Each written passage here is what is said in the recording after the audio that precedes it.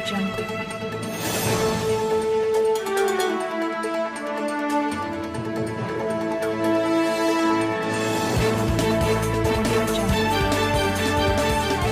हूं निभा रजक। आज हम पहुंचे हैं कैबिनेट मंत्री के कार्यालय पर और हमारे साथ आप देख सकते हैं कि प्राइवेट स्कूल एसोसिएशन बल्लभगढ़ के काफ़ी पदाधिकारी यहां पर मौजूद हैं। ज्ञापन सौंपा है इन्होंने मूलचंद शर्मा जी को। जानते हैं क्या मामला है, किन मांगों को लेकर इन्होंने आज ज्ञापन सौंपा है। सर, किन मांगों को लेकर आज आपने कैबिनेट मंत्री को ज्ञापन सौंपा है? आज कैबिनेट मंत्री जो मूलचंद शर्मा जी हैं उनके कार्यालय पर हमारे सभी शिक्षाविद आए हैं और आज आने का मकसद हमारा ये है कि हर साल जो सरकार टेम्परेरी मान्यताओं को एक्सटेंड करती है उसका समय आ रहा है। और परसों 2 दिन पहले हमारे स्कूलों की एक मीटिंग हुई थी, उसमें ये मुद्दा उठाया गया था कि भाई हर साल 22-23 साल से सरकार पूरे हरियाणा को एक्सटेंड करती है, तो अब की बार इस सेशन से हम चाहते हैं कि इनको परमानेंट कर दिया जाए एक कलम से, क्योंकि लाखों बच्चे इन स्कूलों में शिक्षा ग्रहण कर रहे हैं, 22-23 साल से अच्छी शिक्षा दे रहे हैं और उसके साथ साथ जो शिक्षक वर्ग है या बस कंडक्टर ड्राइवर हैं उनको रोजी रोटी दे रहे हैं। तो जब सरकार को इस तरह की बात हम करते हैं, सहयोग कर रहे हैं राष्ट्र निर्माण में, तो आज मंत्री जी ने हमारा ज्ञापन लिया है, मुख्यमंत्री जी के नाम ज्ञापन है। उन्होंने कहा कि मैं अच्छी तरह से इसको पढ़ूंगा, रीड करूंगा, शिक्षा मंत्री जी और मुख्यमंत्री से बात करके पूरी कोशिश करूंगा कि इसी साल से कहीं कोई कानूनी अड़चन, वो बता रहे थे मंत्री जी कि कहीं कोई किसी तरह की कानूनी अड़चन नहीं आई तो हम इसको एक कलम से परमानेंट कराने की पूरा प्रयास करेंगे और हमें उन्होंने आश्वस्त किया है। सर, एसएलसी के मुद्दे की बात की जाए तो कहीं ना कहीं सरकार और प्राइवेट स्कूल एसोसिएशन अपनी अपनी बातों पर है। कहीं ना कहीं कभी सरकार उसकी मान्यता को समाप्त कर देती है तो कभी जो है उसे प्रॉपरली कह दिया जाता है कि बिना एसएलसी के एडमिशन नहीं हो। क्या कहेंगे इस पर? एसएलसी का मामला कोर्ट में गया और हमने हाई कोर्ट में गए, हमारा भी स्टे हुआ और स्टे के बाद डीओ को भी हमने दे दिया और उन्होंने जब अगली कंडेम की तारीख आ रही थी, डायरेक्टरेट ने जो अपना लेटर एसएलसी का जारी किया था उसको खारिज कर दिया। तो मैं ये कहना चाहूँगा, एक जनहित की बात थी, एक सिस्टम की बात थी, एजुकेशन कोड का सीधा सीधा उल्लंघन हो रहा था सरकार की तरफ से। तो सरकार ने हमारी बात को माना, कोर्ट ने हमारी बात को माना और उन्होंने उसको वापस ले लिया। अब किसी भी स्कूल में, चाहे वो प्राइवेट है चाहे वो सरकारी है, बिना एसएलसी के एडमिशन नहीं होगा। और जो बच्चे गलती से सरकारी स्कूलों में चले गए हैं या ले लिए उन्होंने MIS से पोर्टल से चोरी की है तो उनको कंटेम्प्ट बनता है। हमने RTI ले ली है, सारी जानकारी हमको मिल चुकी है और डायरेक्टरेट ने भी ये कहा है कि उन स्कूलों में होने वाले बच्चे को पहले स्कूल से अपना एसएलसी लाना पड़ेगा। एसएलसी की अनिवार्यता को बहाल कर दिया है। सीधा आरोप लगा रहे हैं आप कि चोरी कर ली है। कैसे कह सकते हैं आप? MIS पोर्टल से चोरी नहीं कर सकते। हमने बिना किसी प्रिंसिपल की अनुमति से कोई दूसरा प्रिंसिपल सरकारी या प्राइवेट का दूसरे के डेटा से चोरी नहीं कर सकता, इसलिए उन्होंने चोरी की है। और वो हमने RTI में मांगा है जवाब, उन्होंने कहा है कि उन्होंने ये कह दिया कि भाई ऊपर से एक डायरेक्टरेट का आर्डर आया था, उसके हिसाब से हमने कर लिए। तो अब उस पर पूरी रोक लग चुकी है और अब ये कह दिया है सरकारी स्कूलों में कि यदि आपको अपना इनको कन्फर्म करना है तो पुराने स्कूल से TC लाना मस्ट है। हमारे साथ जनरल सेक्रेटरी मौजूद है, उनसे बात करते हैं। सर, क्या कहेंगे, आज ज्ञापन सौंपने पहुंचे हैं? लगभग 23-24 साल से जो अस्थायी स्कूल चले आ रहे हैं, हमने मांग की है उनको स्थायी किया जाए।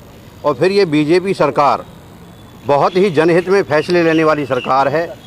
जम्मू कश्मीर का मामला ले लीजिए, जो इतने सालों से अस्थायी प्रावधान जो बना हुआ था, जो देश के गले की हड्डी बन रहा था, उसको भी एक झटके में दूर कर दिया और राष्ट्र को मजबूत किया। इसी तरह से हमारे भी 20-25 साल से टेम्परेरी स्कूल चले आ रहे हैं। हमें उम्मीद है कि ये सरकार अवश्य इनको परमानेंट करेगी। जब इतने बड़े मसले को, जिसमें हिंदुस्तान का कोई व्यक्ति भी नहीं सोचता था कि इस अस्थायी प्रावधान को जम्मू कश्मीर वाले को हटा दिया जाएगा, जो एक झटके में मोदी जी ने हटा दिया, तो मुझे उम्मीद है कि हमारी ये सरकार बीजेपी जो बहुत ही जनहित के काम करती है, अच्छी सरकार है। हमारे शिक्षा मंत्री भी बहुत अच्छा डिसीजन लेते हैं, वो हमारी मांग को ज़रूर पूरा करेंगे, ऐसी हमें उम्मीद है। जो मांग पत्र दिया मैं इसको पढ़ूंगा, जो इनकी मांग है उसे देखूंगा, जो सरकार से हो सके उनको मदद करेंगे। जो भी मांग है मुझे जानकारी, टेम्परेरी जो थी ना पंडित जी, जो मान्यता की बात करी है, अब की बार हम ये कह रहे हैं कि इनको सबको एक कलम से आप जो 22-23 साल हो गए मंत्री जी, इनको परमानेंट ही करा दो। हर साल का जो झंझट है, न्यायपालिका सामने नहीं आएगी। न्यायपालिका के कोई नियम है, कानून है, अगर उसमें कोई चीज़ सरकार जरूर सोचेगी, बहुत जरूर इसमें। सर, आज जो आपने मंत्री जी को ज्ञापन सौंपा है, स्थायी मान्यता प्राप्त के लिए, तो मंत्री जी ने क्या आश्वासन दिया है?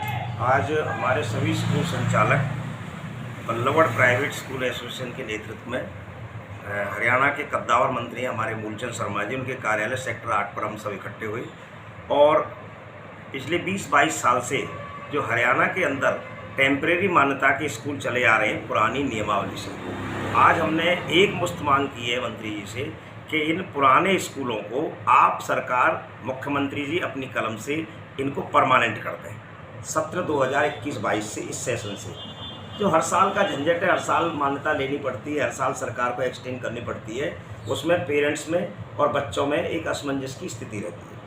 हमने उनसे ये तर्क भी दिया था कि हरियाणा के फरीदाबाद के साथ साथ पूरे हरियाणा में लाखों बच्चे इन स्कूलों में शिक्षा ग्रहण कर रहे हैं और सभी स्कूलों में जो स्कूल संचालक हैं बहुत से टीचर्स को रोज़गार दे रहे हैं, 4th क्लास को रोज़गार दे रहे हैं और साथ सरकार का हम काम कर रहे हैं। मंत्री जी ने हमसे बड़ा अच्छा आश्वासन दिया है। उन्होंने ये कहा है कि मैं इसको पढ़ूंगा, शिक्षा मंत्री और मुख्यमंत्री जी के सामने रखूंगा और आपकी ये जायज़ मांग है कि 20-22 साल हो गए आपको स्कूलों को चलाते चलाते और अब ये स्कूल परमानेंट होने चाहिए। हमें उनसे अच्छा आश्वासन मिला है, उम्मीद है। स्थायी मान्यता उम्मीद पूरी है, क्योंकि मंत्री जी जो कहते हैं उसे करने का पूरा प्रयास करते हैं और हमारे मूलचंद शर्मा जी के अतिरिक्त जो शिक्षा मंत्री हैं कंवरपाल गुर्जर जी, वो भी बहुत निहायत ईमानदार और अच्छे और कर्मठ मंत्री हैं। उन्होंने समय समय पर हमारी अनेक मांगों को पूरा किया है और उम्मीद है इस मांग को भी पूरा करेंगे।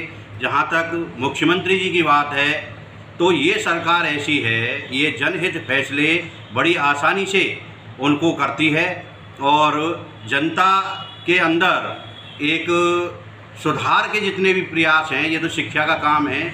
और फिर सरकार ने एक ऐसा मुद्दा जो जम्मू कश्मीर का था, वो भी अस्थायी वहाँ प्रावधान था जम्मू कश्मीर में, हमारे मोदी जी ने जब उसको ही एक झटके में समाप्त कर दिया और जम्मू कश्मीर को भारत का एक अभिन्न अंग तो पहले भी था, लेकिन अब पूरी तरह से उसको भारत के उसमें करके एक राष्ट्र हित का कार्य किया है। तो उम्मीद है कि हमारा छोटा सा मामला है, ये भी अस्थायी मान्यताएं हैं जो 20-25 साल से चली आ रही हैं। तो मनोहर सर छोटा सा मामला है, ये भी अस्थायी मान्यताएं हैं जो 20-25 साल से चली आ रही हैं। तो मनोहर सरकार यानी MMM मूलचंद जी, मनोहर जी और मोदी जी काम बहुत बेहतर रहेंगे और निश्चित इसमें हमें सफलता मिलेगी।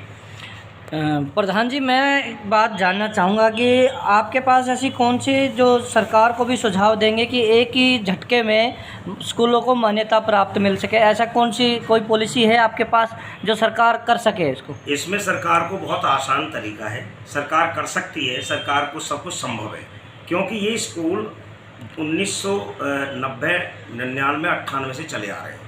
क्योंकि 2003 में एक नई नियमावली आई थी, एजुकेशन सिस्टम कोड बना था, नई नियमावली से तो अब नई मान्यताएं दे रहे हैं।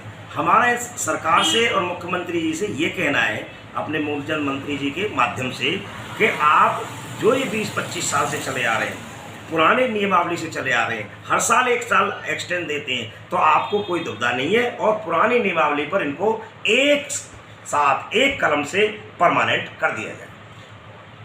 NSN न्यूज़ चैनल को देखने के लिए आपका बहुत बहुत धन्यवाद।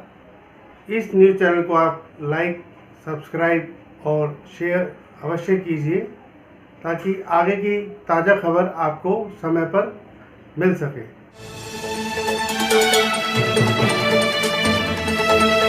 Audio Jungle.